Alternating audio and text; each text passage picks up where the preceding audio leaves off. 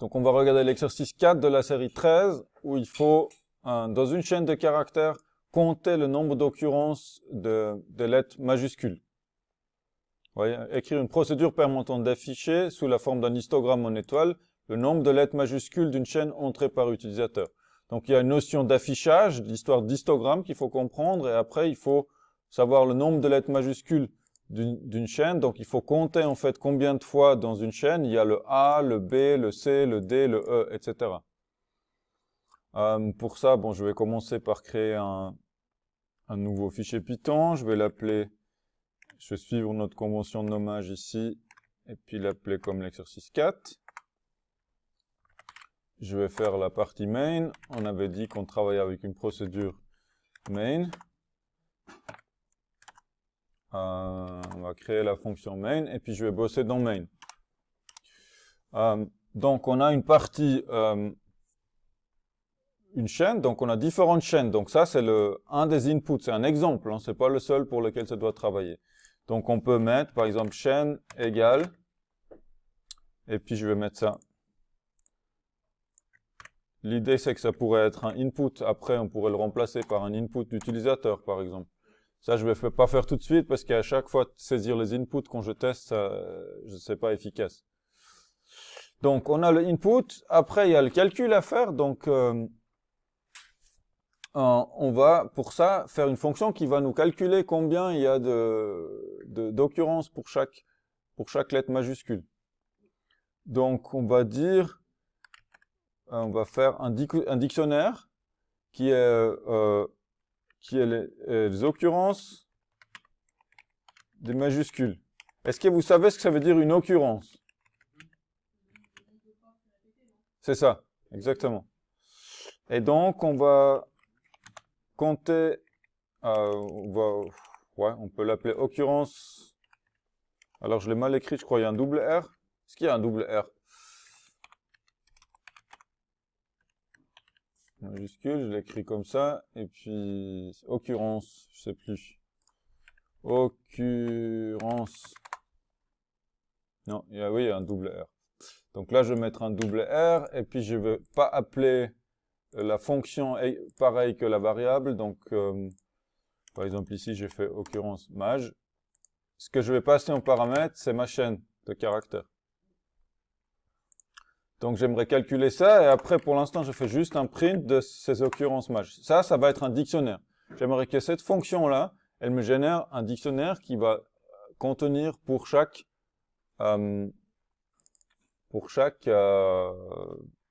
valeur, A, B, C, D, etc., le nombre d'occurrences.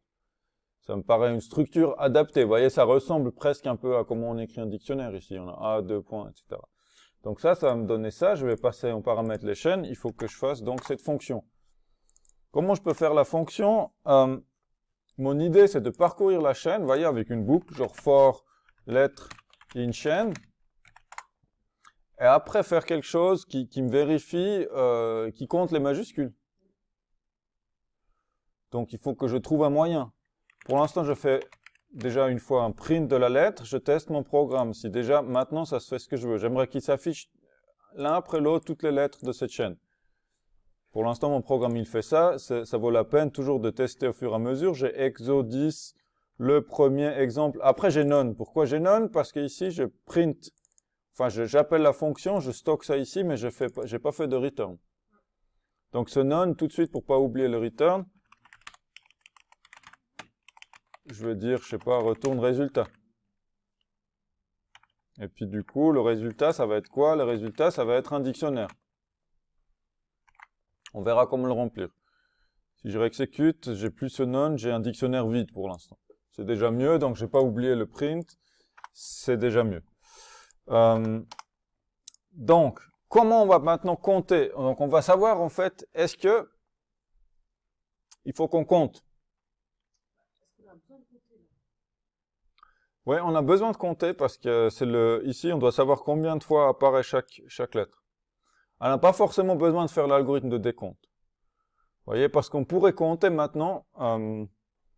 Une autre approche serait de parcourir toutes les majuscules qui existent et compter pour chaque majuscule combien il y en a. N'est-ce pas? Ça, c'est une approche, effectivement, que certains d'entre vous ont fait, mais qui ne profitent pas des dictionnaires. Moi, j'aimerais remplir un dictionnaire. Et pour remplir le dictionnaire, il faut que j'ai les clés que je dois chercher. Les clés, ça va être les majuscules. Donc, je vais faire une première passe où je vais remplir le dictionnaire avec les bonnes clés.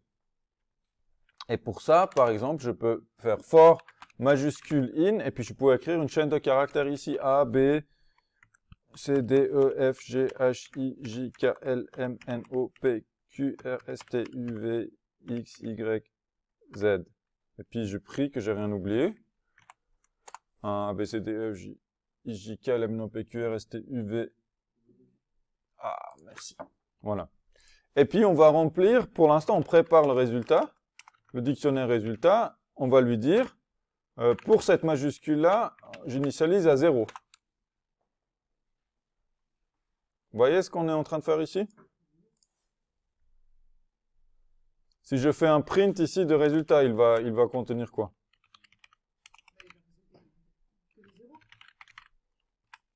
Des 0, et qu'est-ce qui sera là? Bon, ça pour l'instant, je m'efface. Voilà. Pour chaque majuscule, on va avoir le 0. Donc, effectivement, ce que j'ai. A, 0, B, 0, C, 0. Ils sont tous 0 pour l'instant. Et j'ai pas besoin de faire ce print-là parce que le résultat, il est de toute façon retourné ici et on le print ici. Oui. La ligne 4? La ligne 4, c'est que je stocke la valeur 0 pour la clé maj dans le dictionnaire. Donc, je ne sais pas trop ce que je peux détailler de plus, parce que ça, c'est la syntaxe de base du dictionnaire sur lequel on travaille depuis 10 jours.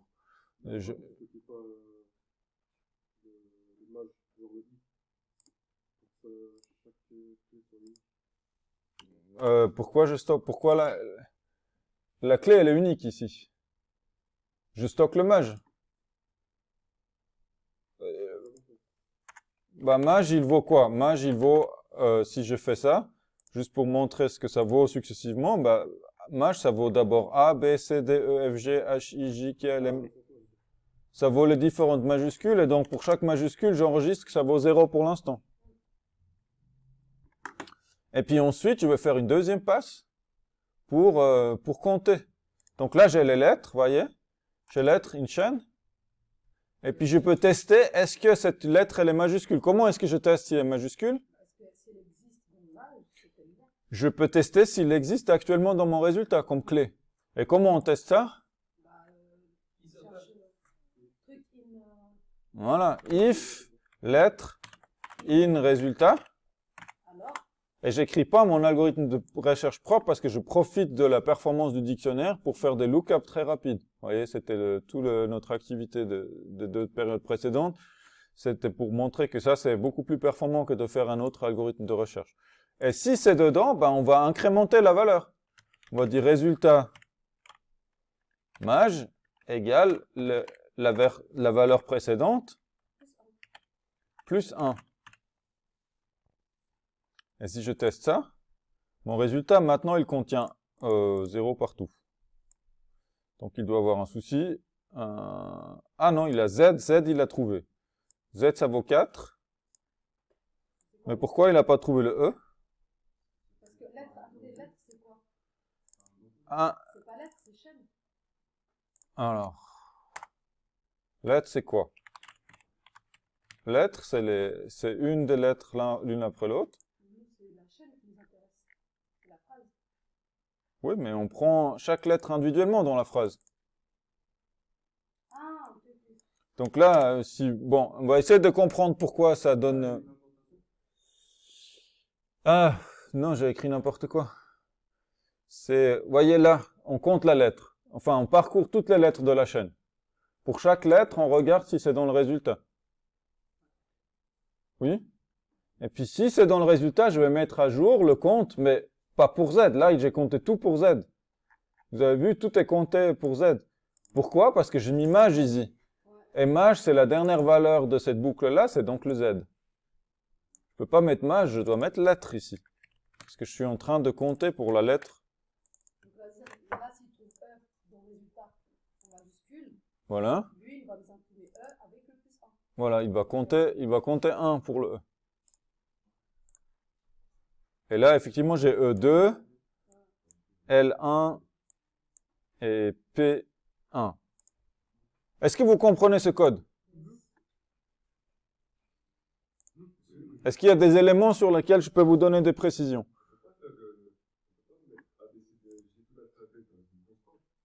Est-ce qu'on peut mettre ça dans une constante? Oui. Mais c'est pas ce que j'aimerais faire. À la fin, j'aimerais qu'on le calcule pour pas qu'on ait besoin de l'écrire. Je vais vous montrer ça. C'est pour ça que je l'ai mis d'abord. Effectivement, ce truc-là, on pourrait mettre dans une constante, on pourrait l'appeler alphabet.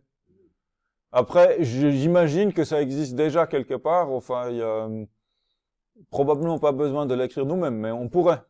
Effectivement, on va faire le refactoring.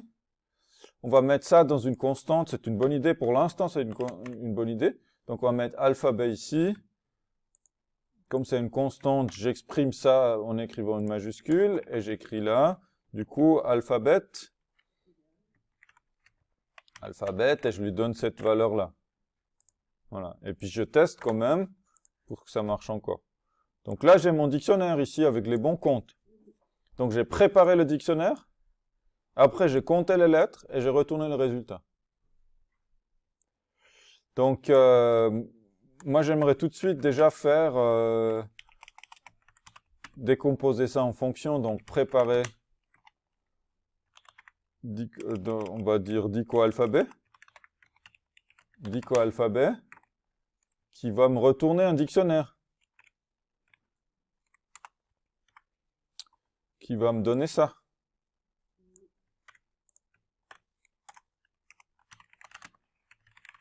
Je vais vous montrer après que tout ça, on peut l'écrire en une ligne sur Python. Mais pour l'instant, je ne le fais pas parce que j'aimerais pas vous mettre trop de syntaxes différentes. Juste en termes de Python Pro, on peut tout faire ça sur une ligne. Et puis, du coup, il n'aurait peut-être pas besoin de faire une fonction. Et donc, du coup, là, ça, je peux remplacer par dico alphabet. Vous voyez? Je l'ai préparé. Donc, ça, c'est mon dico alphabet. Et après, je vais appeler ça... mettre tout ça dans une procédure, cette fois-ci, pas une fonction, donc une fonction qui retourne 1, qui veut dire compter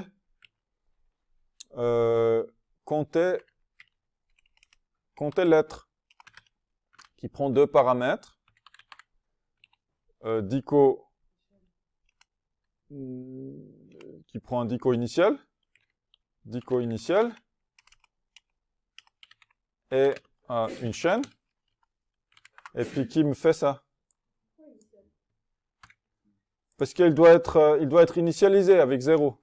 Il doit contenir toutes les clés. Si c'est un dico vide, ça va pas marcher. Donc, je vais remplacer résultat par dico initial. Voilà. Et puis donc, je vais appeler ici compter lettres en lui passant le dico initial qu'il va remplir et la chaîne. Et je vais retourner le résultat. Donc, je vais décomposer plus mon comptage en 3 étapes. Il y aurait d'autres façons de décomposer, sans doute. Ça va pour l'instant? On aurait pu utiliser une fonction alphabet. Une fonction alphabet? On aurait pu. Je vais vous montrer après comment on peut s'en passer d'écrire ça à la main. Et si on prend une fonction alphabet, Il n'y a pas de fonction alphabet pour l'instant. Ah, donc Il y a mille et une façons de faire autrement. Hein. Mais pour l'instant, je vous montre une façon. Donc ça, c'est une façon de faire. Il y en a d'autres. Maintenant, il nous reste l'affichage. Donc on doit, en fait, plutôt que d'imprimer juste le dictionnaire, on veut afficher le histogramme. Donc pour ça, je vais faire une procédure d'affichage que je vais appeler afficher histo, qui prend ça en paramètre. Je vais créer une fonction qui prend le dictionnaire. Et puis qui va faire quoi? Qui va donc parcourir le dictionnaire, afficher la clé et les valeurs suivantes après. Donc pour l'instant, on va tout parcourir et on peut utiliser pour ça la fonction items. Parce qu'on va le parcourir dans l'ordre, on prend clé-valeur. Donc on va prendre la clé et le nombre. In dico items. Et puis on va afficher, donc je vais utiliser le format string, on va afficher quoi? On va afficher la clé, 2 points, parenthèse, parenthèse, et à l'intérieur, là, on met nombre. Donc là, j'ai déjà ça, A, B, C, D, E. Vous voyez, j'ai la première partie de l'affichage. Ce qui me manque maintenant, c'est de mettre les nombres d'étoiles correspondantes. Donc pour ça, il faut que j'insère avant. Donc ici, on a quoi? On a un espace, un espace, un espace, un espace.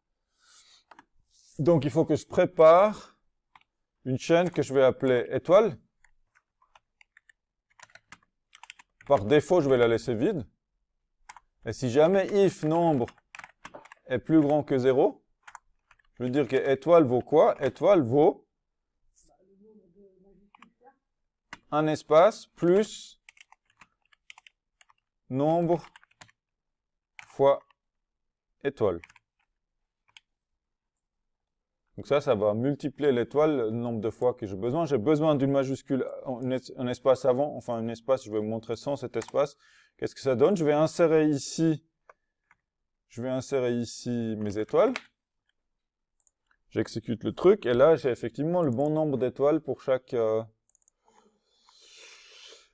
majuscule que j'ai compté. Par contre, j'ai trop d'espace ici. Vous voyez, j'ai deux espaces ici, alors que là, je n'ai qu'un espace.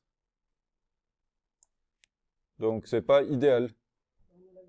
On peut enlever un espace. Maintenant, le problème de ça, ça va être que là, j'ai pas d'espace, alors que ici, j'avais un espace. Alors, on l'insère que quand on en a besoin. Voilà.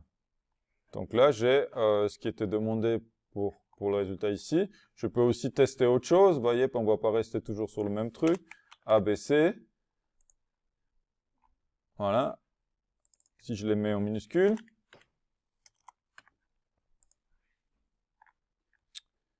Là, il n'a rien compté. Et là, E. Et puis si je mets E avec un accent aigu, est-ce qu'il va le compter, l'accent aigu? Non. Tant pis pour les francophones. Voilà. Mais c'est vrai que l'étoile, après, si on prend, l'alphabet, si on tient compte des umlauts et tout ça, ça devient plus compliqué. Donc, on va rester là, exemple, par exemple. Donc là, on va avoir deux E. Voilà. On va mettre les Z, comme ça, quand on l'exécute, on voit tout de suite l'affichage. Exemples, donc Z2. Donc maintenant, on peut encore optimiser les choses. Qu'est-ce qu'on pourrait optimiser? Ici, j'ai déjà assez bien décomposé mon code. Le main, j'ai mon input, j'ai le calcul et j'ai l'affichage. J'ai les trois phases qu'on a souvent dans un programme. Input, calcul, output. Donc ça, je pourrais le remplacer par un input, par exemple. Je pourrais faire input, saisir une chaîne,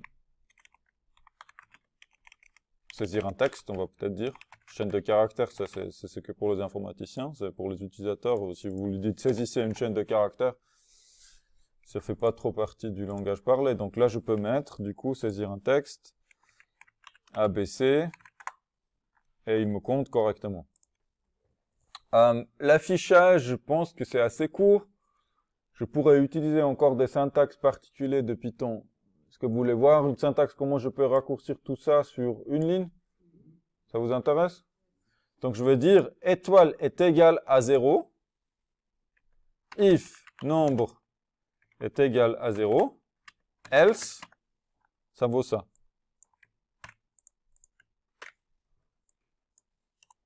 Donc cette ligne, ça veut dire c'est vide si le nombre est égal à 0. Sinon, ça vaut espace plus nombre.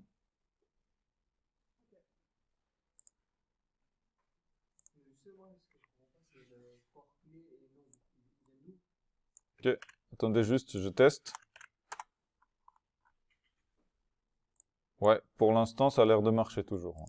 Donc ça, c'est juste une écriture, on met le if sur la même ligne. Est-ce que vraiment on y gagne? Ça, c'est à vous de juger. Parfois oui, parfois non. Là, c'est peut-être presque un peu long, je sais pas. Ça va encore, cette ligne. C'était quoi le fort de votre question? Ça, c'est le parcours avec des items. La clé? Elle vient des items. c'est clé-valeur.